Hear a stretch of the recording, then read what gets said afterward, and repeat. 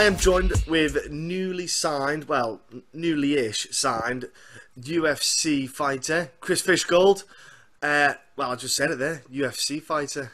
How was that moment when Graham spoke to you and that moment happened, man? How was all that hard work and years of effort paying off? You know what, I still look at the videos sometimes, though, and I just want to smile on my face. It seems surreal. I didn't even know he was going to say that. The UFC was obviously the day after, and yeah, so I met him at a hotel. He said, you need to do something for one of my sponsors, ISO Sports. Yes. So we had all these. He said, you need to wear this cap, and with these ears, you don't look good in caps. So what I mean, but I was old. And he said, read this. And then one of them said, congratulations, Chris Fishgold, Cage Warriors number 88. And then UFC. And Joe, because it's been like, people said I should have been there when I was 21 at 10-0. Then there's been so many times when I should have been, maybe, and you know I wasn't, or it was down to me that where I just wasn't the right time. And yeah, it didn't seem real. So when it happened, it was just like, wow, blew me away. So what I mean, I think I was actually. I think I was actually starting crying, you know. It was a very emotional time for me, something that I didn't think was ever going to come, finally got there. So that's when the hard work turned off. You know, I've always worked hard, but you know, when you get told something like that, you know, it's ready to change your life, isn't it? It is. And you know, I thought the UFC missed a slight opportunity though, because the UFC in Liverpool, I went, you could have brought Chris Fishgold on, newly signed UFC fighter from their hometown. I thought that would have been an excellent way to do it. You know, have the home crowd there. They would have been absolutely buzzing. You know, because obviously you fought the Echo. Tons of people know you. I thought it would have been an ideal position to stick you on there. Well, to be honest, when I never got called for that, like, I'm not saying I was down, but it definitely disheartened me. Like, I thought of it, and then it's never going to come. To get signed the day before, and then get told a couple of weeks later you're fighting in Canada. Well, you know what I mean? I'm a kid from Liverpool going to Canada who never thought he'd be in the UFC, never mind being able to travel the world, and with giving me a top 20 for my first fight. So what I mean, yeah, dreams are real, aren't they? Yeah, they are. And look, your opponent, Calvin, like you said, top 20. He is an established contender in that division. So you know, you're salivating. You know that your skill set is up there, and they obviously respect your skill set. So they give you an opponent to match that. You must be absolutely thrilled. Oh, like I said, I'm made up. I think you remember us speaking. I said I want a top 10 for my first fight. Obviously, I said back then, I know that's asking a bit too much. You know what I mean? It's not Christmas yet, but yet they come back with Calvin, and the fact that Calvin is such a spoke about fighter, and so he's had this will be his sixth fight, I think, in the UFC. To give that for my first one, I'm so blessed for it. I'm going to take full advantage of it. Yeah, I'm excited. I'm excited to take his place. You know, I'm excited to get up there. I'm excited to show everybody this is what I'm about. I've always knew what I'm capable of. People around me always have. Sometimes from the outside view, people that are only interested in the UFC don't look at the other promotions. But, you know, people see me age sometimes. I've just turned 26. Although I'm starting to get on a bit now. I've been doing this for, what now? I've been a pro for, this is my 10th year as a pro. Do you know what I mean? So it's a long time to be a pro. So I had years out where I never thought, maybe if I would have fought as much as I have done recently and in the past, I'd probably be like, fucking, I don't fear too much, you know what I mean? But the fact that I had the years out, I was still training through it, I was still learning. I've got 10 years pro experience, but I've got another 3 years behind that solid experience. So you're talking, you know, in between 12 and 13 years, solid experience. I know what my skill level is, I know what I bring to the table. A lot of people haven't seen what I bring to the table. I finish my fights that quick, do you know what I mean? Yeah. They're going to see this time. They're going to see. Well, you also don't just do MMA, you do grappling competitions as well, which is something that people aren't going to see that often unless they were to pay specific attention to the grappling scene. And that's obviously something you like to do to kind of round off your arsenal, so to speak. You want to sharpen your skill set in particular areas, and you know, you've had a lot of fun in the grappling side of things. Yeah, well, do you know what? I love grappling. I went on Polaris, but just before Christmas, and to be fair, I was going through a pretty hard time around that time, and like I jumped at the opportunity because it was against Martin Held, who's known as one of the best grapplers in Europe. I ended up losing that, but like, truth behold, I never trained properly for it. I think I went to the gym in the month before that, maybe 4 times. So I had a lot going on in my life that I needed to sort out. I'm still going to be competing in grappling competitions. Fingers crossed one day I'll go back on Polaris to prove myself. But yeah, I enjoy grappling. When I retire, I'll grapple. Do you know what I mean? I'll carry on doing that. Yeah. The striking, I don't know. You know, I've got one of them faces. More punches aren't gonna do. They're not gonna do me no favors. When I retire, anyway. I know. Yeah, we've got a face that only a mother could love, is what I say. Really don't. Get one of them bonuses. Look, I swear to God, next time you speak to me, I get a bonus. I'll be looking like Brad Pitt. I was going to say, you've got Cage Warriors 100 coming down in Cardiff. They've got Polaris on the whole weekend. It's like a dual thing they're doing.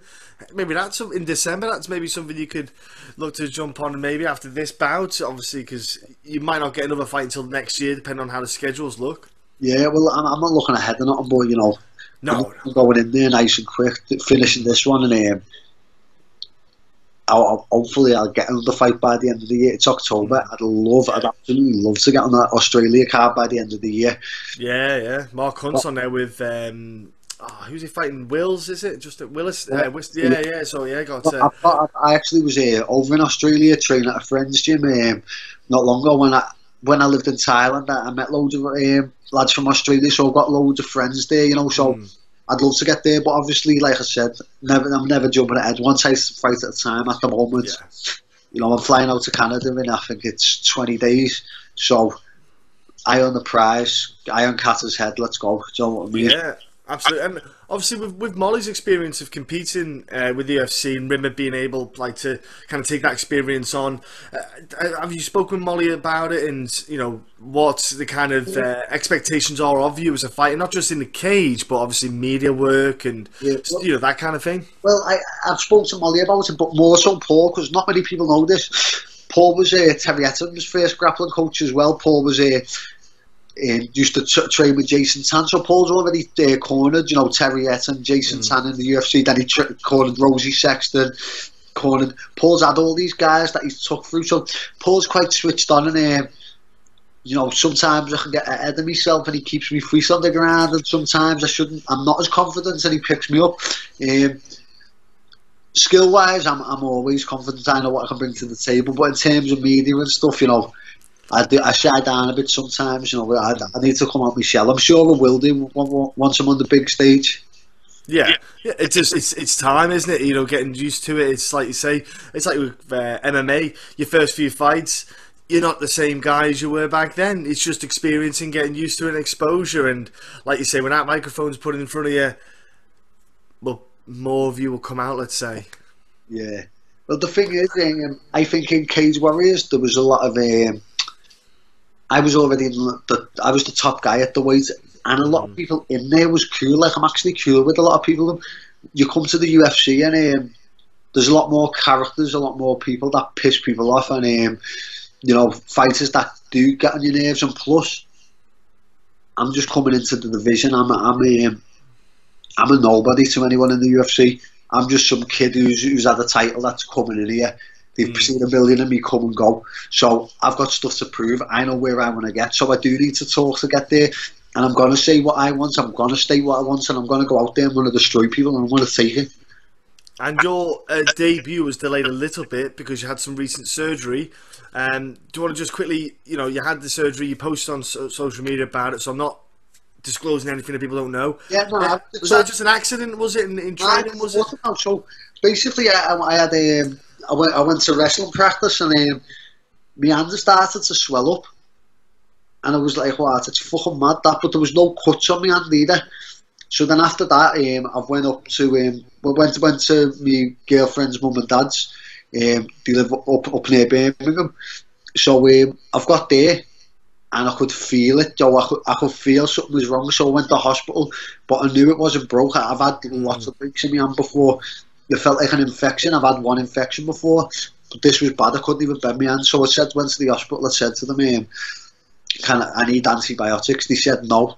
There's nothing wrong with it. We think you've just hurt it. So I was like, go ahead, sad, like fucking hell, little pricks. But anyway, yeah, I took it on the chin. Then I went back to my bird's mum's and dad's the next day. We got back to Liverpool, me and my girlfriend, and it was bad. So I went to the Royal Hospital. They took one look at it and said, yeah, you're going to need surgery on it. You started to give yourself septic arthritis. So he said to be out by tonight. So, all right, nil by mouth. He said, you're putting on anaesthetic. So it's gets to 12 o'clock at night. Oh, we're not going to be able to do it tonight. So it's like, no worries. Wake up in the morning, nil by mouth. We'll do it midday. Not by midday. So I still can't eat nothing. Said, have a little drink of water. Same, keep on waiting 12 o'clock at night. I had nothing all day. You're like, yeah, can't do it today. That happened for 2 more days. So like 3 days in, I was like, what the fuck? But once it was done, I got back training on it straight away. I think there's a video on my Instagram. Me just doing pads with me, working on me jab and just showing the right thing. But yeah, it was sound. I was back sparring within 3 weeks, and it's better than ever now. Do you know what I mean? Yeah. I was going to say, because I saw it, and obviously when I saw the picture, I was like, initially anyone would think that there was like a break, the swelling, but it looked like it was just an infection. And look, you know yourself, staph infections or anything like that, they just go right under the radar, and you don't know until there's like a proper bit of swelling, or it's the stuff that you just can't see sometimes. And you mentioned there your girlfriend there. You've had a bit of time to spend with your missus. I noticed you two do quite a lot together. Is she herself invested in MMA? Is that something she's interested in? Is that how you two kind of met, or is it just she just took sympathy on you? she's invested in me. She'd much rather me have a 9 till 5, but that's not just the way it goes down. Do you know what I mean? Yeah. I've got a chance to make something myself. Got a chance to make us both a lot of money. So this is all I've ever knew. So it was either this or I don't know. I'd probably be doing the demolition with my dad. You know what I mean? Working long days, leaving at 5, getting in at fucking 7. That's a hard life. I'm pretty easy. Like when I've seen the way my mum and dad and stuff have worked the whole life, a fight with Kattar's not fucking hard. You know what I mean? Them working hours are hard, and to be fair, yeah, I'm blessed. I've got a girlfriend like I have, because she's behind me 100% of the way. The amount of things she does for me in the fight camp and stuff. Do you know what I mean? Yeah. But she takes a lot of the stress off me. It's not just my fight camp. I'd say it's hers and Paul's as well. Do you know what I mean? Yeah, I am very lucky. I am very lucky. And Paddy, let's talk about Paddy for a moment, because obviously 155, 145, all that, and obviously you guys are kind of switching the weight classes. Paddy looking good, isn't he? He's looking like he's found his home. Yeah, well, that's it. I think with that loss, what he had, it was just he had the choke under, and it was one of them. Do you know what I mean? But like I said, lightweight's definitely his home, because he was killing himself with featherweight as well. Do you know what I mean?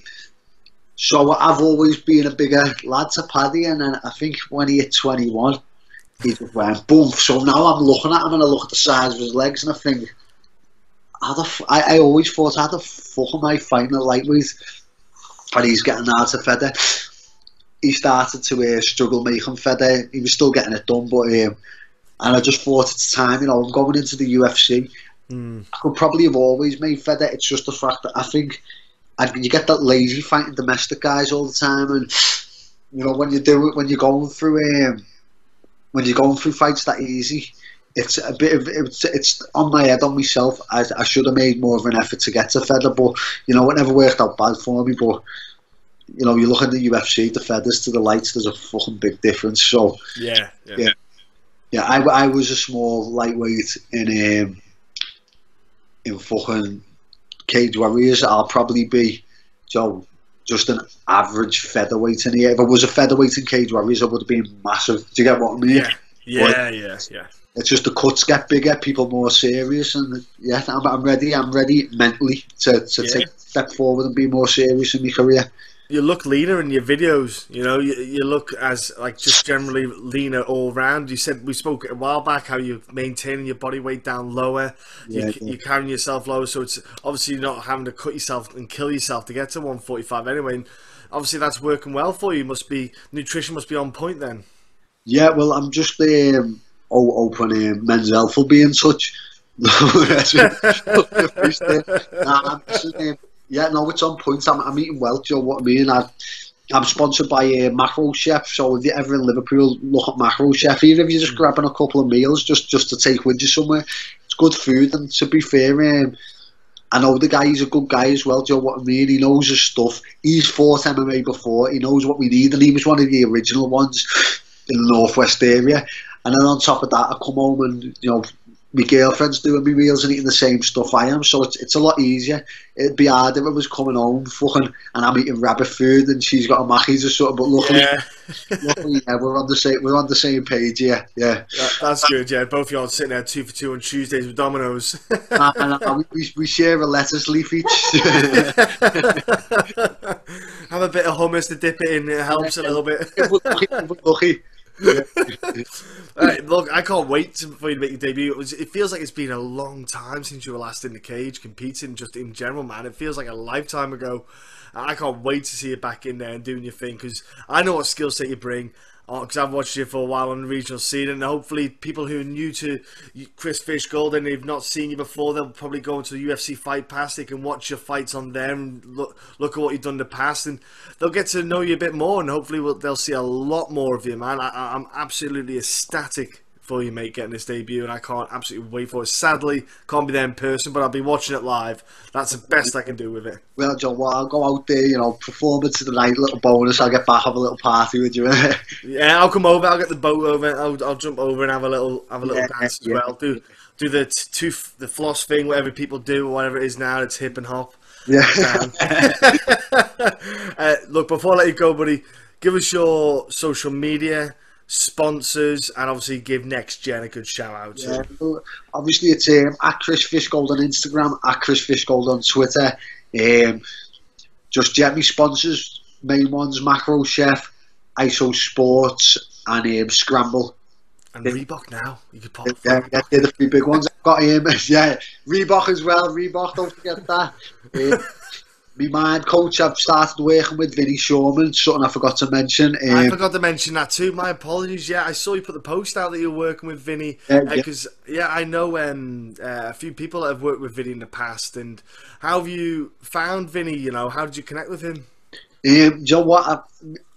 Paul put me onto him, and Vinny's a great guy. He knows what he's talking about. He's just even like a couple of phone calls in, and he's given me a couple of tips, and they've worked wonders.